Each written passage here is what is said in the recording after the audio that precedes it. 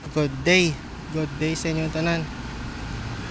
So kato akong gingon nga kuan itong nag cross zone ta sa Panglao katong last time nga nag-deliver ta dito na hinglugwa na 100 100 hindot tag 100 no, ayaw lang mag 100. Tanawa ang adjustment dara cross zone adjustment 15 pesos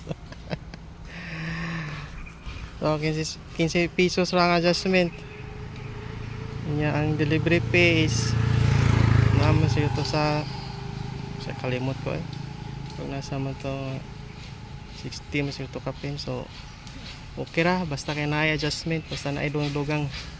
So right safe sa tanan no, o bye bye babos.